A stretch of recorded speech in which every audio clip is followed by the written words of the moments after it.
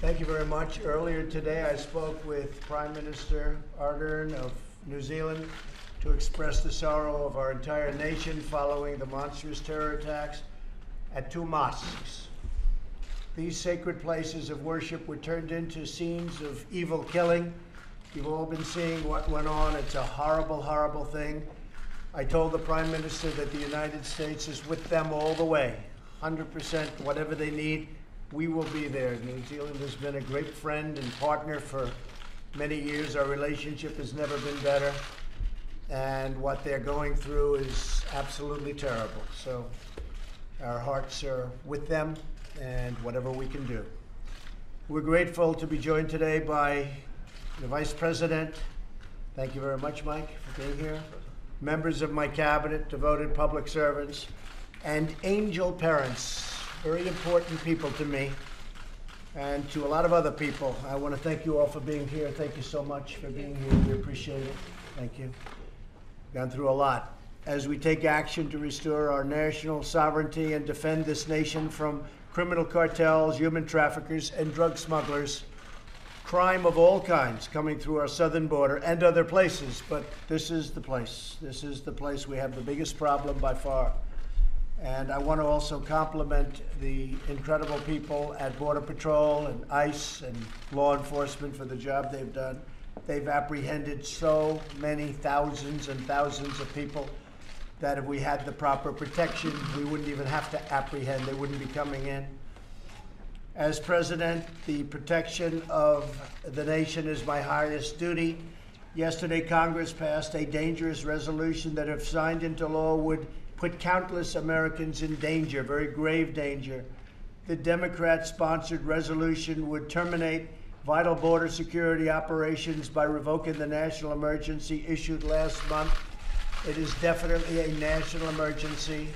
Rarely have we had such a national emergency. Therefore, to defend the safety and security of all Americans, I will be signing and issuing a formal veto of this reckless resolution, and that's what it was.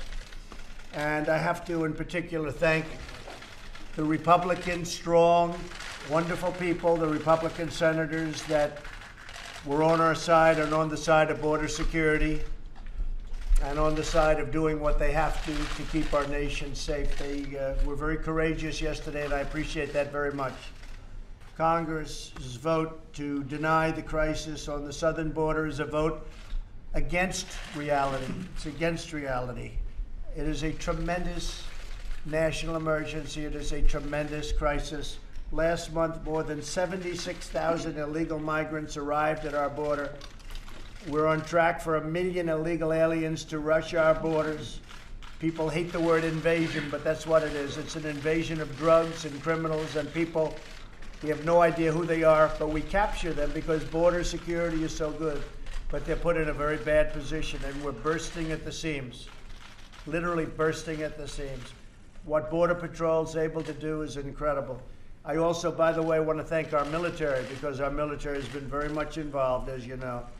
And they're putting up walls, in some cases temporary, in some cases they were supposed to be temporary. They're so good that they're better than the permanent, so we're leaving them.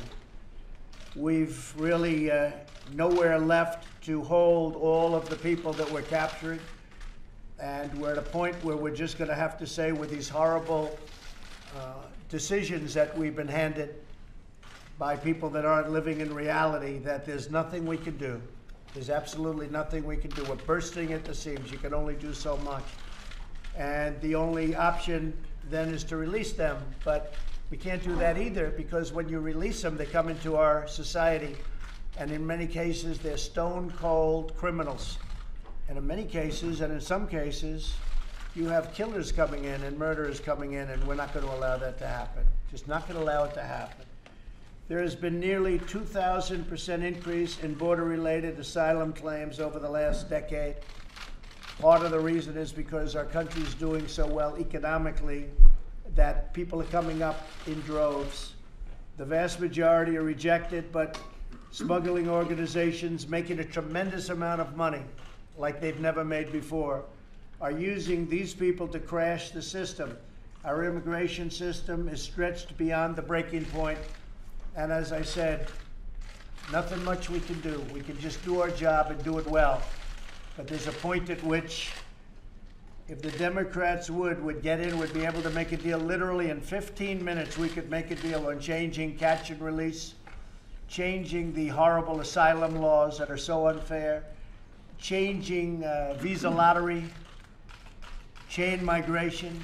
These laws are just horrendous. I won't explain them, but everybody standing behind me knows exactly what they are. They're dangerous for our country, and they're inspired by Democrats who have to change. 1 in 3 migrant women is sexually assaulted on the journey north. The border crisis is driving the drug crisis. 70,000 Americans a year are killed by drugs, including meth, heroin, cocaine, and fentanyl. And the 70,000 people is a number that's so low that it probably shouldn't even be used anymore. The mass incursion of illegal aliens, deadly drugs, dangerous weapons, and criminal gang members across our borders has to end. We are bringing out thousands and thousands a year of MS-13 gang members and other gang members that are just as bad, where they come into our country, they're able to skirt the border, come through areas where we don't have proper wall, where we don't have any wall at all, and they get into the country and they do a lot of damage in many cases, but we get them out by the thousands, and we bring them back or we incarcerate them. The national emergency I declared last month was authorized by Congress under the 1976 National Emergencies Act.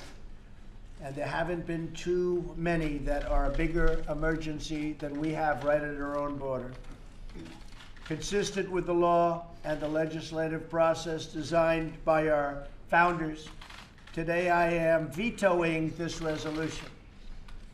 Congress has the freedom to pass this resolution, and I have the duty to veto it, and I'm very proud to veto it. And I'm very proud, as I said, of a lot of Republican senators that were with me. And I'm also very proud of the House. The Republicans in the House voted overwhelmingly in favor of a secure border.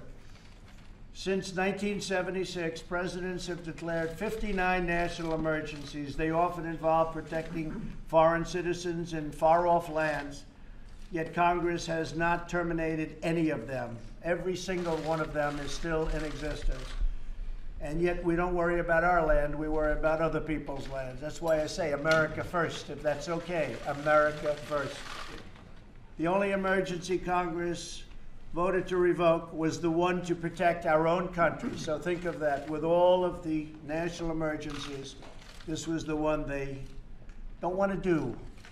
And this is the one perhaps they should most do.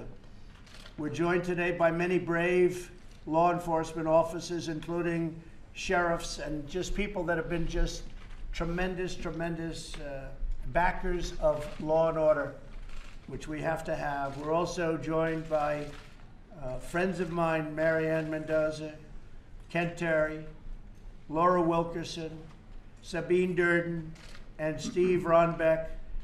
And I'm going to ask Steve to say a few words, and I'm going to ask some of the folks behind me to say also a few words as to the importance of what we're doing. There's nothing more important. As I said, I was elected on by a very great group of American people.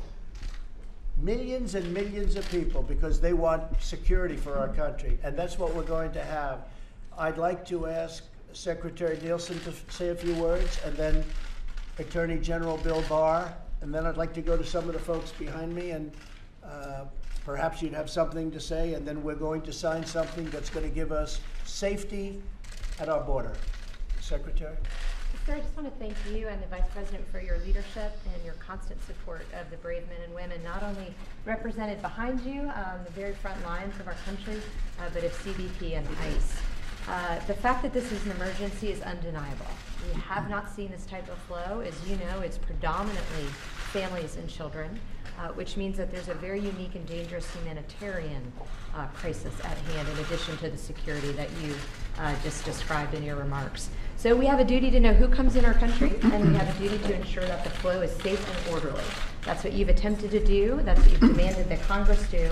And I just, again, ask Congress to please pay attention. We've given you the facts. The system is breaking.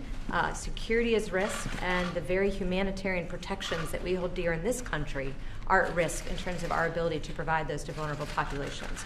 So, Mr. President, thank you always for your leadership and great support. Thank you very much. Thank you. Bill? Mr. President, your declaration of an emergency on the southern border is clearly authorized under the law and consistent with past precedent. As you said, the National Emergencies Act directly authorizes the President, gives broad discretionary authority to the President to identify and respond to emergent circumstances that require a decisive response. And the humanitarian and security crisis we have on the border right now is exactly the kind of emergency that presidents are permitted to address under the National Emergencies Act. As you alluded to yourself, in the past 40 years, there have been 59 emergencies declared. And many of these have dealt with political conditions in countries like Burundi, Sierra Leone, Belarus. The crisis that we're dealing with today is right on our doorstep, and it presents a real, clear, and present danger to the American people. So what you've done from a legal standpoint is solidly grounded in law, and from the standpoint of protecting the American people, it's imperative. Thank you very much, Brett. That's great. Well, you'll be defending it, and you'll defend it well. I have no doubt about that. Would anybody like to say something? Why don't we start with Mike? Well, thank you, Mr. President. I don't know that I've ever been more proud to be standing next to your desk than I am today. To be standing with these courageous Americans and with these extraordinary angel parents. We have a crisis on our southern border. The reality is it's not only a crisis of illegal immigration. The criminal elements are coming across our border. The flow of drugs. Now, drug overdose is the #1 cause of death for Americans under the age of 55. So the crisis on our southern border is a crisis all across this nation. Add in human trafficking and all that comes with this crisis, justify the President's declaration of a national emergency. This is affecting all of the people of the United States. And today, Mr. President, with your strong support for the men and women in law enforcement, Customs and Border Protection, Homeland Security, and with I know what is your love and your heart for these angel parents, you're keeping your word by vetoing this legislation, by finding the available resources to build the wall, address this emergency, and secure our border. And I know I speak on behalf of all gathered here, people all across this country. I say thank you for keeping your word, Mr. President. Thank you. I appreciate it.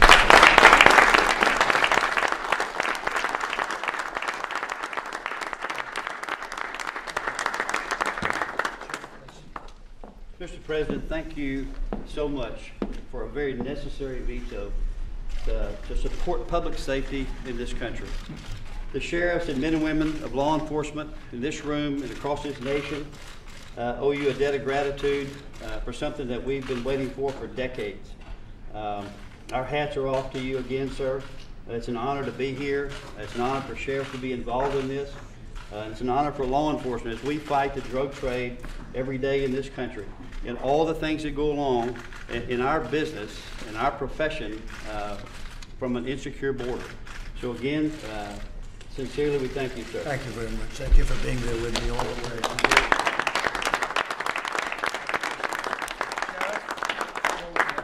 Thank you. Mr. President, I can't thank you enough on behalf of America's sheriffs. As you all know, there are men and women in law enforcement across this country that are fighting a battle every single day. They are in the trenches. While we Americans only make up about 7% of the world's total population, about 68% of the world's total drugs are consumed here in the United States every year. This is not political propaganda. We have a dire crisis on our southwest border, and America's sheriffs stand behind the President of the United States 100%. He has had our back, he's had the Americans' back, and we stand behind you silently for what you're doing here today. This is unprecedented for a president to take this type of action. And we commend you, we applaud you, and I salute you, sir. Thank you very much.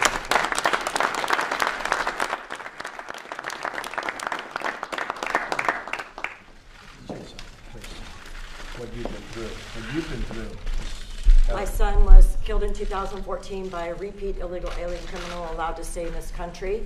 He was a police officer in Mesa, Arizona. And Angel families come forward to tell their stories, not because we've created a manufactured crisis, but because we want to tell the American people and share with you our heartache and let you know what is happening on our doorsteps, what's happening to your neighbors, what's happening to your fellow Americans. And there is a way to prevent this, and it's not by continually lying to you and telling you that there isn't a problem.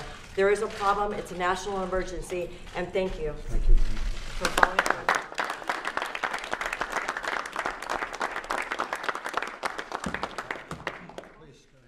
Mr. President, I echo the sentiments. Thank you for all the support. This has been something we're not used to for the last several years, to have this kind of support. This is what we say in Arizona is this isn't about immigration anymore. This is about drug trafficking and human trafficking into this country. If you care about human rights, you should absolutely care about border security. Human beings their rights are being violated on that border every day. And I know I speak on behalf of the Arizona Border Sheriffs that I challenge our congressmen and women and senators to come down and see firsthand what we're dealing with. See it for yourselves before you cast your vote. And you'll see that we are dealing with a crisis, and we're fighting every day alongside our federal partners, our local partners, sheriff's offices to take care of this. So thank you, Mr. President. Thank you. Thank you. Good job. Mr. President, I've been a sheriff for 21 years, and I've been dealing with Congress for 21 years on this issue of immigration.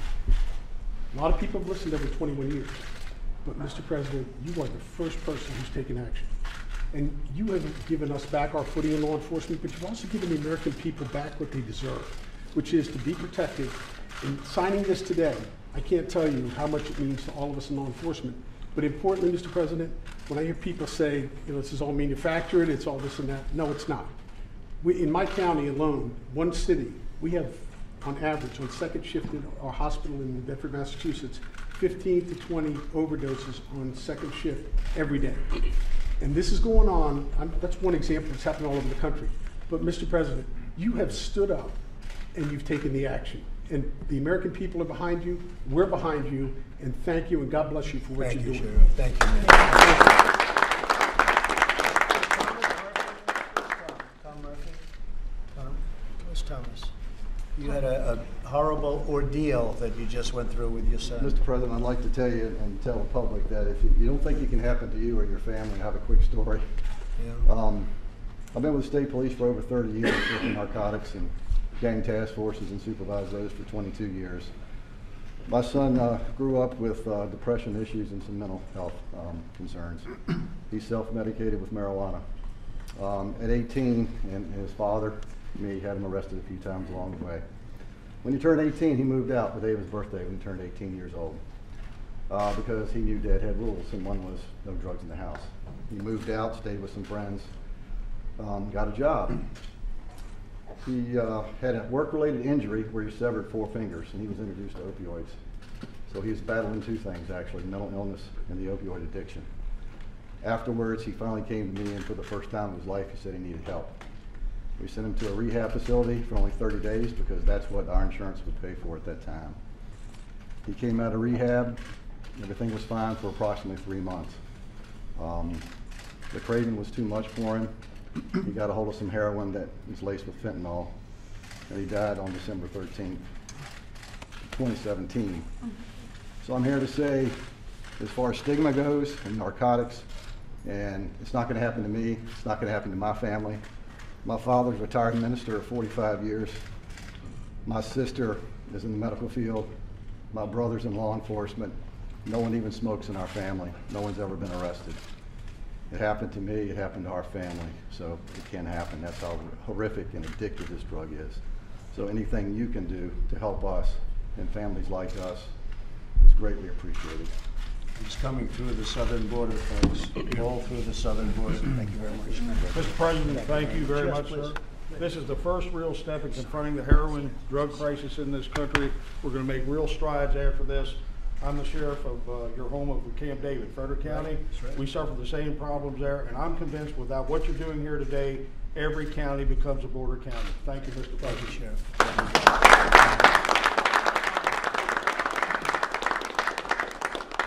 So let's get get this signed, right? When we had the other ones, right? And we said they will not have died in vain. Did I tell you that a long time ago? You told me that 4 years ago. Right, when we first met. Yes, On the 4 years campaign. ago. Yes. When they said, oh, Trump's not gonna win, you said Trump was gonna win, and I said, and they will not have died in vain, That's right? right, you told us each other. And it's true, I say it today with even more meaning. It's a big step.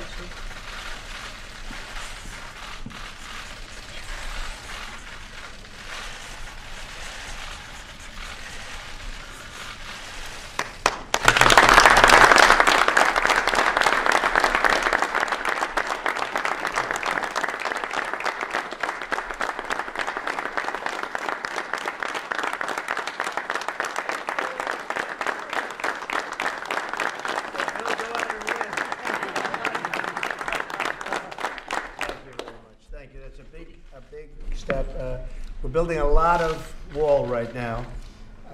It started. A lot of people are saying, "Well, gee, you took down wall and you're building new." Well, we took down wall that almost didn't exist. It was like paper, and we're replacing it with, in many cases, 30-foot bollards, and in many cases, we're replacing it with 18-foot wall.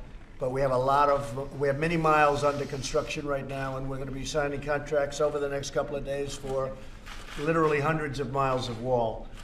And it's being built in the right places, and it's doing the job. It's doing the job, and it's interesting. It's like a little bit like water, as we do. We did San Diego. You know, California is very interesting because they keep talking to California. We don't want wall. I see a new candidate who's in the mix.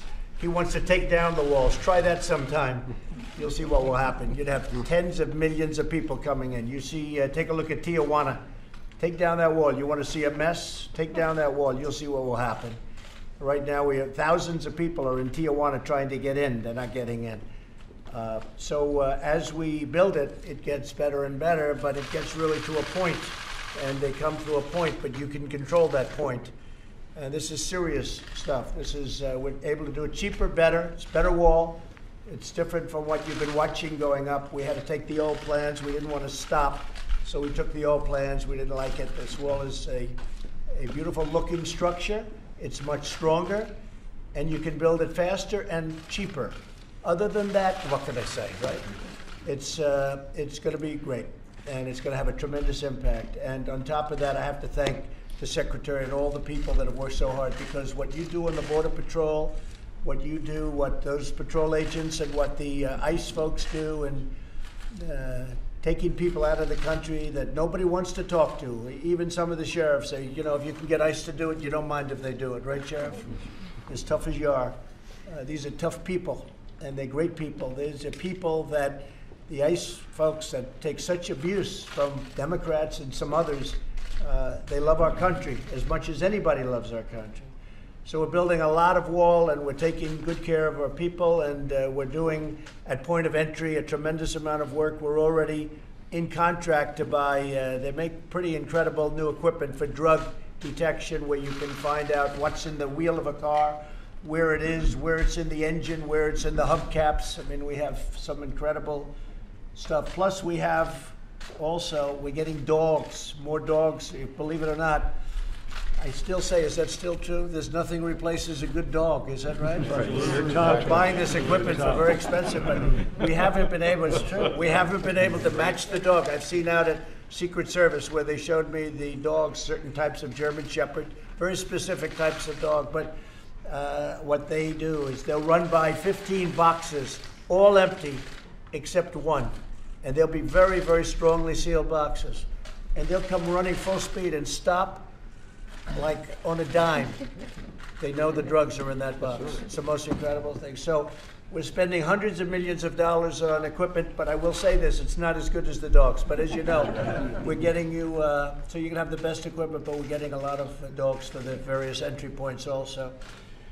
So with that, I just want to thank everybody for being here. In particular, I want to thank you folks, because you have been, and please say hello to all of your friends that have been with us really from day one. What you've gone through is unthinkable, and I appreciate it. And you're strong people.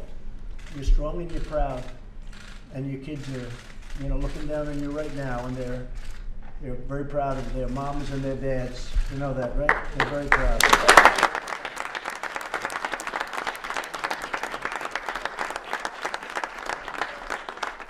Thank you very much. And again, to those Republican senators that did what they had to do yesterday, I want to thank them. They're very special friends and very special people. And they want to see borders that are strong, where we don't allow drugs and crime and all of the problems coming into our country. Thank you all very much. Thank you. You